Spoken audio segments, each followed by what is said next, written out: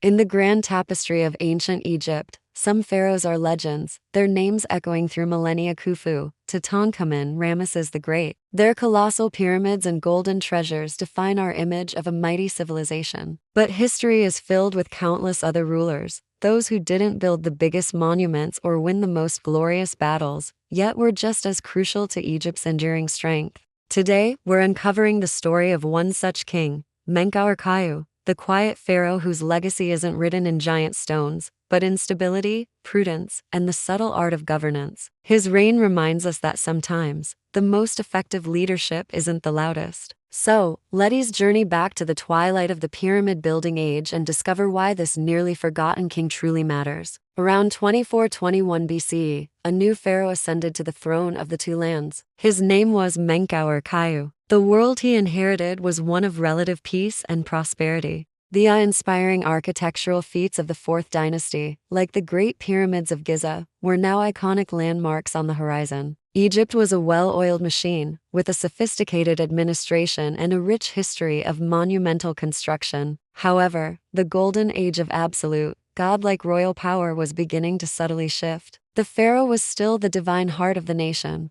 but other forces were growing stronger. The priesthood, particularly the cult of the sun god Ra, was gaining immense influence and wealth. Provincial governors and high-ranking officials, who managed the kingdom's day-to-day affairs, were becoming a powerful class in their own right. Menkauhor stepped into a kingdom that was stable, but also at a crossroads. He wasn't inheriting a crisis to be solved, but a complex system to be managed. His challenge was to maintain the delicate balance of power, uphold the divine authority of the crown, and guide Egypt forward without rocking the boat. It was a task that required not a warrior's sword or a builder's ambition, but a statesman's careful hand. One of the defining features of any pharaoh's reign was their relationship with the gods. For Menkauhor, this was no different. While his predecessors in the Fourth Dynasty had showcased their divine status through jaw-droppingly massive pyramids, Menkauhor took a more nuanced approach. He continued the strong tradition of sun worship that had become central to Egyptian royal ideology. He commissioned new sun temples, sacred spaces dedicated to the god Ra, ensuring that the religious heart of the kingdom continued to beat strongly. However, his projects were different. They were investments in faith, not statements of personal ego. He poured resources into the priesthood, allowing temples to flourish and rituals to be performed with the proper grandeur. This was a smart political move. By supporting the religious establishment, he kept the influential priests on his side, reinforcing the idea that the pharaoh was the essential link between the gods and humanity. But he did so without letting their power eclipse his own. His patronage was a demonstration of piety and devotion, not a surrender of authority. Through these religious projects, Menkauhor emphasized that the king's role was to be the chief servant of the gods, a protector of cosmic order, or Ma'at. He showed that royal power could be asserted through spiritual leadership just as effectively as through monumental construction, subtly shifting the focus from the king as a god on earth to the king as the god's most important representative. When we think of an old kingdom pharaoh, we immediately think of their pyramid, their eternal home and stairway to the heavens.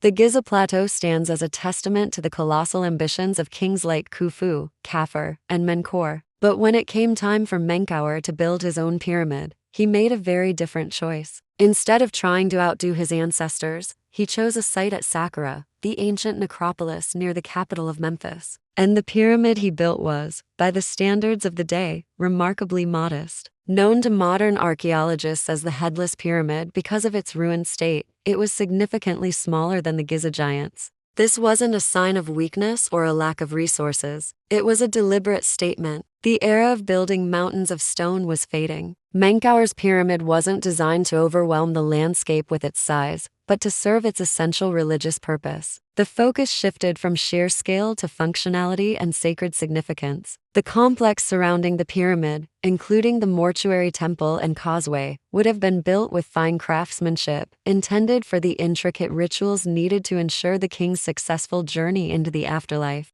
By choosing this more restrained design, Menkauhor signaled a change in royal priorities. He was moving away from the incredible expense and labor required for a Giza-style project, and instead channeling Egypt's resources in a more sustainable way. His pyramid was not about personal glory, but about fulfilling his divine destiny in a practical, yet profoundly religious manner. While his building projects might have been modest, Menkauhor's grip on the administration of Egypt was anything but. A kingdom as vast and complex as Egypt couldn't run on religious devotion alone. It required a firm, centralized government, and Menkauhor proved to be a master of it. He understood that the real power of the pharaoh lay in his ability to command the loyalty and obedience of the entire country. During this period, there was a growing risk of provincial governors, known as nomarchs, becoming too powerful in their own territories. They could potentially act like local kings, hoarding wealth and challenging the authority of the crown. Menkauhor appears to have kept these powerful officials in check.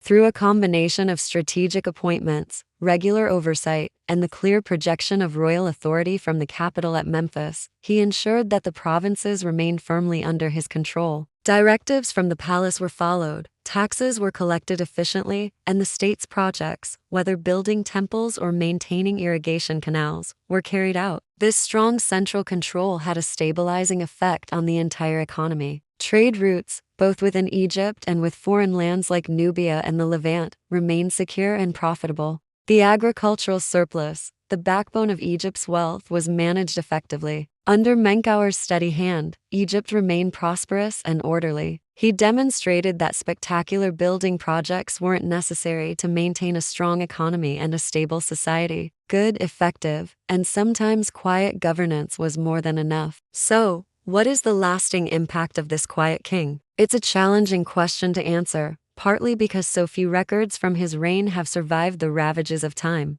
We have his name in king lists, some inscriptions from his officials, and the ruins of his pyramid, but the rich details of his rule remain elusive. We don't have grand tales of military campaigns or massive temples inscribed with his deeds. Yet, his legacy is profound in its subtlety. Menkauhor's reign acted as a crucial bridge. He successfully navigated the transition from the monumental excesses of the Fourth Dynasty to the more administratively focused style of the later Fifth Dynasty. He didn't upend the system, he preserved it. By maintaining stability, keeping the economy strong, and balancing the power between the crown, the priesthood, and the regional nobility, he ensured that the kingdom he passed on to his successor, Djedkare Sesi, was healthy and intact. He set the stage for future pharaohs, providing them with a solid foundation upon which to build. His reign is a testament to the idea that continuity can be just as important as radical change. Menkauhor proved that a pharaoh could be powerful and effective without being extravagant.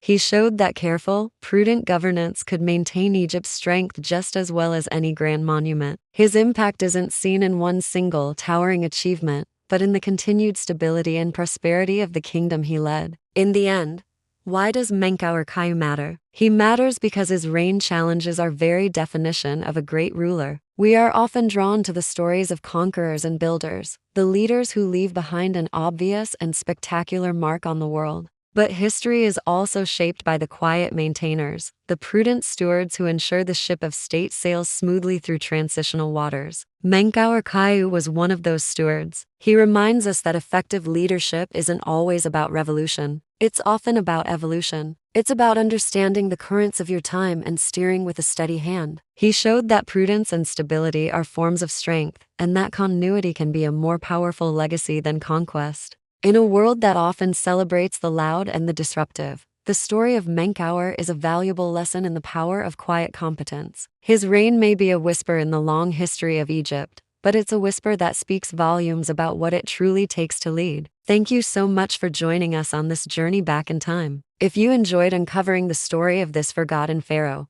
please hit that like button and subscribe to our channel for more deep dives into the fascinating world of ancient history. We'll see you in the next one.